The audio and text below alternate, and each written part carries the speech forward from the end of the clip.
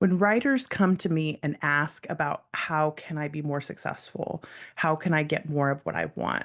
What they're often hoping I'll do is give them 10 easy steps or a three-step process or one little thing that they can change that will make everything better. And generally speaking, they're disappointed by that. I don't mean that they walk away from the coaching session disappointed, but they are disappointed to find out that it's so much more complicated than they thought it could be. So I want to try to simplify the process of success alignment as much as possible. And I want to use one specific thing to do that, Clifton Strengths. Now, the Clifton Strengths program, we're going to talk about it in a second, but the Clifton Strengths program is essentially a test of what you are the best at. And that chafes against what we typically see happen in most educational institutions, in most job environments, where people are measured by their weakness. What am I not great at? What B's or C's and D's am I getting? And how do I make those into A's? Rather than focusing on the natural capacities that we have that we could multiply. And some of the reason we do this, in my opinion, is because we don't understand the severity of the difference between the things that we are average at and the things that we are excellent at. And that has some implications that I think are really important. So let's jump into it.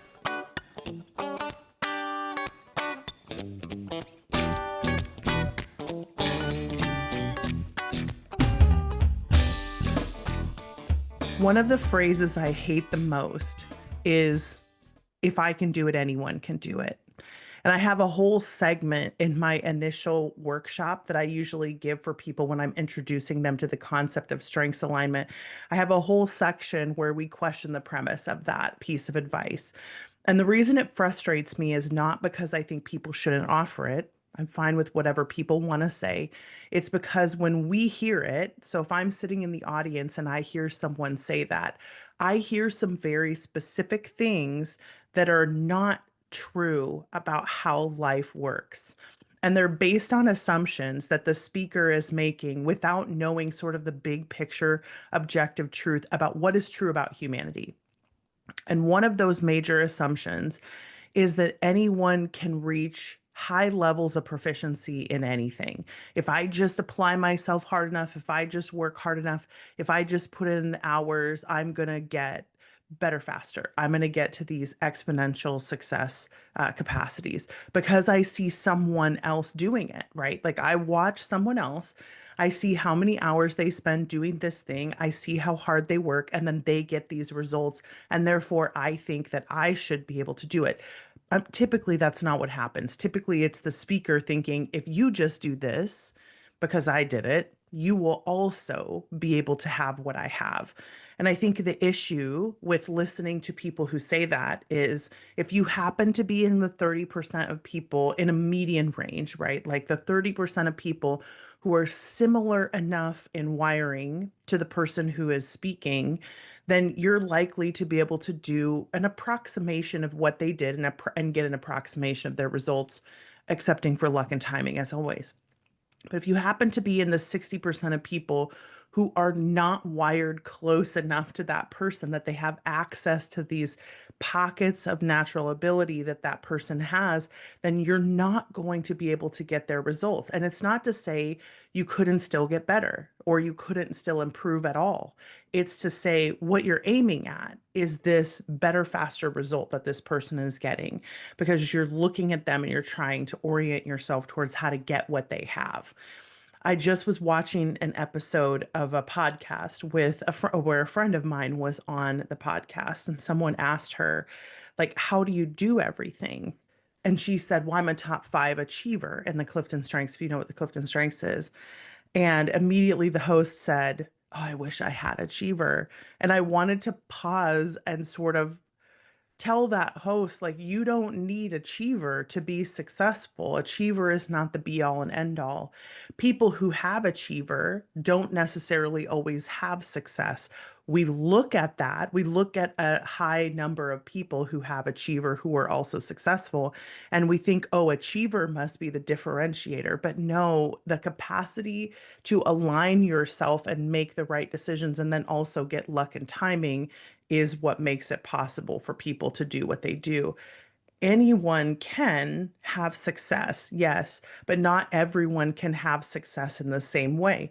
So, yes, you may not be able to do the kind of plate size things that my friend with top five achiever can have, but wanting to have achiever or wishing that you had achiever is a waste of our time. And again, I'm not trying to guilt trip anyone who has said that. What I am trying to explain is there are things that I could be focusing on in myself where I have potentially something working against me. I have potentially something that could work for me that I'm not utilizing because I don't have enough self-awareness about what the difference is between these high numbers of strengths and low numbers of strengths. So, the important thing for me today is to talk about why focusing on your top strengths is more important and why not worrying about what other people have is the way to go, and why wishing that you were different is not helpful. I mean, I can give you the one sentence around that because it doesn't do anything.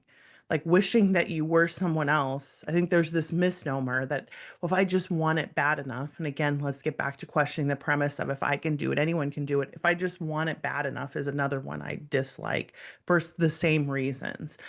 But in questioning the premise of if I can do it, anyone can do it, here's where I get off that train. Yes, absolutely, everyone can work hard. Yes, absolutely, anyone can improve if they apply themselves. But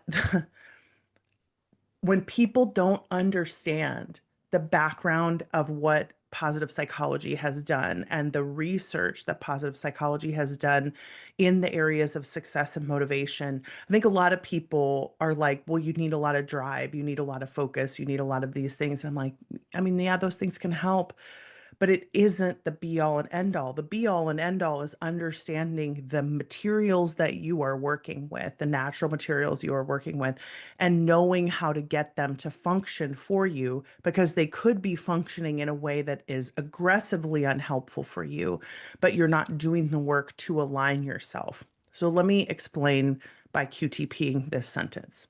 So if I can do it, anyone can do it. In the original science, when they were doing the research to try to understand why some people were more successful than other people for where the Clifton Strengths comes from, right? Like this is decades ago. When they were initially doing the research, they did this experiment called the Reader Speeds experiment. And it's fairly famous around strength circles. And you probably have heard me give this talk before. But if you haven't, here's the quick rundown of what this experiment looked like. So they took two groups of readers through the same speed reading class, and the goal of the experiment was to try to understand what would happen if you give a group of average students the world's best teacher and then a group of above average students the world's best teacher. And I think a lot of people just thinking logically about this would be like, well, the average students have so much more room for improvement, right? Again, like bringing our C's up to A's. That's our mentality often in this world.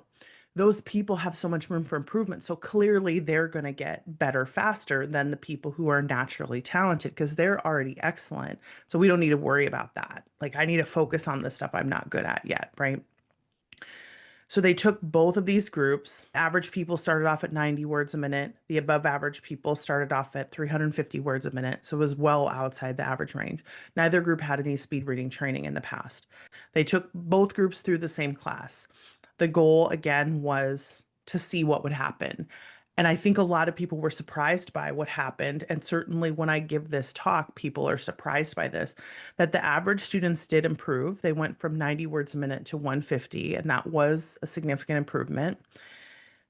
But the above average students went from 300 words a minute to 3,000 words a minute. And when people hear this, they're like, oh my gosh, that has to be a fluke, et cetera, et cetera, rather than letting the information sink in and teach them something, which is when you have a natural ability for something, any time and intention you spend developing that, especially when it's teaching you correct format and correct structure and tools that you can build on. And if it's filling skill gaps for you, then all of a sudden you're racing down this skill chain that you may have had a gap in previously. And now you're just excelling to the tip top, right? Like you're in the top 1%. By the way, the world record at the time was like 25,000 words a minute. So I don't think people realize sometimes what's possible either. Like we think, well, I'm a fast reader. I read 300 words a minute. And I'm like, yeah, you're in the top 10%. Excellent. But the top 1% is 2000 plus. So the top 1% difference is really significant. The reason this matters to me so much is when people say, if I can do it, anyone can do it. They are relying on this idea of 90 to 150. They are confident that their abilities and their personality and their difference has nothing to do with it. That all it was this tactic set that they did, or this strategy set that they did, or however they learned it. They are confident that that's got to be it. It can't possibly be that people are different. It can't be. And sure, this is fine if you're looking for motivation to get things done. And it's fine if you happen to align again with like about the 30% of people who have enough capacity that they can approximate whatever it is that that person did. But when you're watching someone go 3,000 words a minute and you're thinking, why am I not getting there? Why am I not doing that? I want us to answer the question. The answer is that is not my thing to do. That's not the talent that I have. I have other talents. And I know people get frustrated when I say this because they're like, don't tell people they can't be whatever they want. And I'm like, except, like, let's be realistic about this, right? Except if I have the ability, let's say the difference between a number one intellection and a number one achiever, assuming that neither one has that strength anywhere near the top, right? The difference between a number one intellection and a number one achiever does not have to be outcome, does not have to be success. It's not a given that because you have a number one achiever, you're just naturally going to be able to work hard enough to get whatever it is that you want. And you know what I mean? Like, I think people who don't have achiever are like, well, that clearly is the thing that I'm missing. No, no, no. What's happening is, let's say your number one intellection is still has a 3,000 words a minute capacity, but you have unhealed past coding about perfectionism that is making your number one intellection go to 3,000 in spiraling out about uncertainty and not understanding what the right answer is, or not understanding how to learn what you need to learn, or not understanding how to progress, or not understanding a concept effectively enough, right? Like your number one intellection has a capacity to think and tell certain, and what we need to do if you are at 2,000 words a minute in spiraling out about things is we need to find the spot that is causing that basement behavior to happen. And we want to do what we can to fix that basement behavior. You don't need more achiever in that situation. You have what you need to succeed in terms of your actual wiring. You need to work on that number one intellection and helping it increase the action threshold so that you learn how to take action more quickly. More quickly can be relative, but you learn how to take action more quickly rather than listening to the thought spiral. What if this happens? What if this happens? What if that happens? What if that happens? And understanding that that's a fear response and that it's okay not to listen to it. And now we're going to train intellection to take action to find certainty instead of assuming that certainty can be found in waiting and thinking. Sometimes it is when we're actually making progress and when we're teaching ourselves how to understand things more deeply. That's part of what dominant intellection looks like. You learn how to take risks because you teach yourself how to increase the action threshold. So you no longer have to wait for one of our coaches, Nikki, talks about this, the heavens part, angels come down from on high and say, this is what 100% certainty looks like. And there's no question about what that looks like, as opposed to those of us who have to take action. We act uncertain and still are dominant intellection. But the 3,000 words a minute level for intellection may still look active. It may still look productive. without achiever even. But what happens is we utilize the skill in a more balcony way or a more effective way because there is something that's keeping that dominant intellection trait from having what it needs in order to succeed. Because it's supposed to be great at finding certainty, but if we're constantly in a fear response, we're not going to be able to teach intellection how to find certainty more quickly. So then a lot of thinking strengths, I'm encouraging people to do regulation work to figure out what their core motivation issues are and heal those places and do the work, right? To heal over and be able to act more without fear. Because intellection isn't slow, deliberative isn't slow. They have other metrics that they're measuring by. They don't necessarily have to be slow. You can act very quickly as an intellection or a deliberative. But because of what happens when what we call the basement behaviors, which again, basements are where the bodies are buried, balconies are where the sun shines. A number one intellection in a basement is going to look like no action, uncertainty, difficulty making decisions, insomnia. Not all insomnia is basement intellection, by the way, but that can be part of because the insomnia is anxiety essentially. So if you have dominant intellection, you also have an anxiety disorder, then it becomes really important to manage the anxiety disorder because you have a huge capacity for your intellection to thought spiral, like this 3,000 words a minute level. So we want to learn how to manage that effectively and heal the places that can be healed so that we can utilize it to its fullest extent. People with high intellection can move very quickly. Similarly, dominant achiever, right? That number one achiever, 3,000 words a minute level, yes, it can look very active. But if it is active because you're terrified of what happens if you slow down, if it's active because you're not able to shut down the fear of what happens if you don't act, if you don't achieve, if you don't do more, if you don't make more money, if that is what's driving that number one achiever, it's not acting in a beneficial way for you.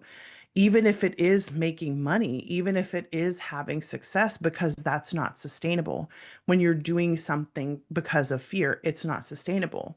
So the difference a number one makes is that 3,000 words a minute difference. But what doesn't happen is a number one achiever looks like a number 15 achiever. So I see a lot of people who are like, well, I have achiever at 12, 15, 18, etc. So let me work on my achiever. And I say, no, there's a strength above that that we could be working on and trying to help either fill the gaps, like fill a skill gap, or heal something, or decode a programming that we have from the past, because that's a big one. Like a lot of us have just coded responses to things that we have never unlearned that have now become so habitual. It's hard for us to not act in that way. But deprogramming and doing the work to reprogram that can be really effective because that means that your number one strength is acting more efficiently, and then you're getting better faster at utilizing that strength. And one of the things we do on our Patreon is we focus every month on a different strength. And we do this group coaching because we're trying to understand this strength together and how do we develop this strength together. And so as we're coaching this and we're listening to people talk about like, oh, I do this thing, like, but I'm having difficulty here, right? And so then the coaches can jump in and say, okay, how do we tweak this? What's going on here? Is there an action you can take that will help to make this better? And one of the difficulties of this program has been, because this is like our development, what we're trying to do with writers, one of the difficulties of this program has been in an ongoing sense, it's very hard to get results to happen quickly because a lot of the coding that we have is very deep in coding. So I'll use the number one empathy as an example. Those of you who have childhood trauma around managing other people's emotions, and you also have high empathy, you will develop an absolute 25,000 words a minute radar about other people's emotions. If you don't also develop the ability to separate whose responsibility it is for the emotions that are being had, whether or not it's your job to fix the emotions, etc. If you don't develop a lot of those, you go to the 25,000 words a minute level in your trauma responses as well. So the downside of that is that sometimes we have to do a lot of healing and a lot of uncoding in order to get down to what is essentially a baseline level in some of these traits. And I think that kind of work feels really daunting for some of us. But looking back over years of development, and again, I say this about my own number one strength, my input, it's so worth having done the work to discipline myself not to use the internet all the time as my input source. It was so worth the work. It's been very hard because, of course, the call and the lure is very great. Finding input on the internet is exceptionally easy, and then falling down rabbit holes is very easy. But it is worth doing the development of not doing first thing in the morning social media, not doing first thing in the morning research, not doing first thing in the morning news media, internet, email, etc., because it helps me to develop and balance out my input into a place that's really sustainable for me. It is not sustainable for me as a number one input to remain in a basement where I'm just in a rabbit hole spiral at all times and I'm never able to pull myself out of it, never able to get work done. So my issue when I'm not getting work done is not I don't have high enough achiever. My issue is that there is a strength that's working against me somewhere very high that is probably in a basement that is making me unable to progress. So as we watch people develop over the course of years, we're slowly doing work on these different places, and it isn't as fast as I wish it was, but it is, I don't want to say permanent in the sense that you'll never struggle with something again after you do work on it, but it is much easier than to rely on that skill, on that more balcony level skill that you have, and then uncover other places where there might be coding that you have to deprogram or unlearn, etc. So the upside of this is that when I suggest that people go and do things like regulation, for instance, the Sarah Baldwin work, I suggest that you do work on your core motivations. So if you're doing something like Enneagram work, internal family systems therapy, stuff like that. When I suggest that people go and do things, those are often the missing skill gaps that will fill in a lot of skills for number one strengths, number two strengths, number three strengths. But because the extreme behavior has been so long running, sometimes it takes us a lot of time to work through that. And I say that not to say, not to deter anybody from doing it, although I know that because it's not as easy, often people will walk away from it. But I find the permanent solution to be much better. Like, I would rather do the work and fix the problem for the long term and be able to reap the benefits of having the beneficial skill access for the long term. But that might, and I know that that is partly my personality as well. So there's something to when you're looking at your number one, like learning how number ones can be so effective and how they can already be a strength for you and how they can already be a balcony, etc. And then there is also some frustration for some of us in our self-awareness because we are looking at the things that we feel are holding us back. And I just want to say every number one has benefits for writers. Every number one, all 34 number one strengths have benefits for writers. Some are different, right? Some are easier to see because with something like Achiever, it's very easy to see the benefits of number one Achiever because you see it on stage a decent amount, right? There are a lot of people who are achiever driven who end up on stages teaching workshops, definitely. But that's not always because those are the people who are successful. That often is because those are the people who are willing to talk about it and who have some kind of sense of their own competency. So there are so many people who are having high levels of success who are not high achiever, who are not high competition, who are not high focus, who are not high discipline, or whatever strength it is we think we should have. What they do have is they have much more well-developed top strengths. So what a number one communication might look like in a person is I may have to talk to people when I'm stuck. I may have to be more extroverted or external than I would like to be because I often have some old coding about that I shouldn't be that way. And as I learn how to manage that number one communication, I learn that I am better in dialogue. I am better when I'm doing a podcast. I'm better when I am talking to a friend. I'm better. I work better when I allow myself to be verbal rather than looking at what other people are doing, rather than worrying about whether or not it's right to do this or good to do this. All of us are different. So I'm not as interested in trying to convince people that, you know, objectively speaking, number one intellection is different from number 12 intellection. I'm not as interested in trying to convince people that because I'm not as interested in the data, the objective data. What I am interested is you as a person. When you look at the things that you are the best at, are they working for you? Are you managing them effectively? Do you understand them? Do you know what a number one input looks like? Do you know what a number one intellection or strategic or context or analytical looks like? Like, do you have a sense for how it might be working for you and against you? And there are tons of resources on Gallup's podcast about this. We have a set of videos that are for writers that we have, and I'll try to link those in the show notes if we can. But objectively speaking, I'm not as interested. Subjectively speaking, I am interested in how you are doing. So if you have taken the test, I want you to do this exercise for me.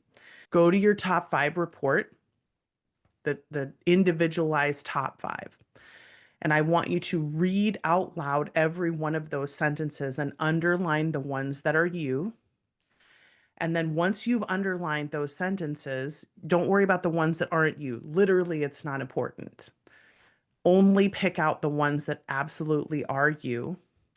Take those sentences and form a new report for yourself. I want you to just copy and paste those sentences into another document because what we're going to do is we're going to go one sentence at a time through that report, through all of your top five. And every single thing that you do that is that one sentence, I want you to write into that page. So we're going to start with sentence number one, and I'll just give you one of mine for reference. Here's the first sentence in my input report. Driven by your talents, you fill your mind with new ideas by asking questions, reading, studying, observing, and listening. So in my document, then I would take that sentence about the reading, studying, observing, and listening, and I would hit enter after it because I want the rest of the sentences to sort of go down, right? And I would use in bullet points. You don't have to write full sentences. I just want you to use in bullet points. What are the things that I do that I have done in the last couple of days or the last week or the last whatever 24 hours, however long it takes you to get to a decent number of these things? Because honestly, with my input, I could give you 15 things that I have done in the last 12 hours that are this thing, right? So I'm not as interested in like a full battery of an entire week if you get to 10 and you're only a couple of hours deep into the day. What I am the most interested in is looking at what you actually do that are these things. And I think one of the big steps that we skip a lot when we are trying to understand our strengths is we go looking for too much objective input and we don't take advantage of the stuff that we already have access to. So, bullet points, everything that you do. And then once you get to the end of that, however many hours or days you want to put in. So, here are some examples that I mean of what I mean. So, the sentence was, you fill your mind with new ideas by asking questions, reading, studying, observing, and listening. So, here are the things that I have done just even recently. So, I read a book. I'm currently reading a book for another project. I have a list of bullet point questions that I need to ask on almost every page. So I'm just taking notes in my notebook and asking, I wonder what would happen. Well, what about this? Who would say this? Where is this reference? You know, things like that. And I'm going off because I'm helping someone with a book that they're writing. So I'm going off into asking all of these curiosity-based questions. When I read books for myself, like I'm reading the Beatrice Chestnut Enneagram book, I have notes in all of the margins about, oh, this, I wonder if this applies here. Let's cross-reference this. What about this? What about this? What about this? And I'm constantly asking questions. I'm constantly observing and studying things that are happening in other people. I'm always observing things that are happening in myself. I tag my strengths behaviors constantly. Oh, there was my input. Oh, that's my connectedness. There's my learner. There's intellection. There's individualization. There's significance. There's futuristic. There's developer. I'm constantly tagging things in myself because it's important for me to understand the full breadth of what's going on in my brain. And I recognize that this is easier for me because I have high input. So I'm trying not to just assume that everyone can do strength spotting on their own. I'm trying to teach you how to do it, which is this very specific process, right? So you go through it, all the bullet points in that one sentence. And if you can't think of everything, do 3 or 4 and then leave it. Go on to the next sentence and do more bullet points. And then when you get to as many as you can, leave it and then go on to the next sentence. And I want you to do this over time for every sentence in your top 5 report that actually resonated with you. And then once you finish the end of that document, I want you to go back and see if you can add more things into those now that you have practiced doing some of the spotting. And people want to skip this because it sounds boring to them. But what this does is it helps you to understand what exactly your input does. What are the behaviors that you do that are input? And the more you understand what those number one 3,000 words a minute strengths look like in you, the easier it is to spot the behaviors when you have done them or when you are doing them or are about to do them. But it takes a lot of time and intention to get yourself to that place. So this is an easy place to start. You don't need any coaching. You can use just your top 5 report. If you want to learn more, you can go to places like the Gallup podcast. You can look at our videos, etc. Like there are ways to take in input that's objective, but I want you to start building your own subjective understanding of what your particular strengths look like. And I want you to keep going back to your number one over time and trying to understand better. What exactly does this look like? What are the things that I'm doing that are this?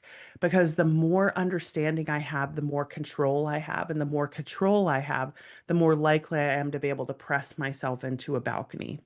So start there, do that work. It's going to take you long enough. And even if you have done it before, I want you to do it either adding to that list or I want you to do it again because I want you to get really familiar with what is it that you're doing that looks like this? How do I act in a way that is my number one strength? Again, the more control, the more information you have, the more control you have. That's not true everywhere, obviously, because having more access to information in the larger world doesn't always help us feel more in control. But in this particular way, knowing yourself better is going to give you a better opportunity to control this very strong capacity that you have. So if you know that you have a 3,000 words a minute capacity in these areas, it is worth going through and trying to understand how they function for you so that we can see if there's a way to make them function better faster. And that may be a later step for you. That may be a place that you want to go and maybe, I don't know, get coaching or join a Patreon or do something like that with us at some point. Sure, that's great. But you can also do a lot of this development work on your own. It's intuitive for some of us, right? Hopefully, as we learn how to focus more on our top strengths, we can lose some of this wish of being able to have things that we don't have, or some of this expectation that I should be able to do all these things that other people can do because I should be able to work myself into being better at these things. Better, yes. Better, faster, no. I wish that that was true. I wish that we could just do 100% of anything that we ever wanted, but we have to work with what we have. We have to be uh, experts in how to utilize ourselves effectively and experts at understanding what is not working for us and how we can get it to work better. All right, I'm going to leave y'all to do that. I will see you on the next Quitcast. Bye, everybody.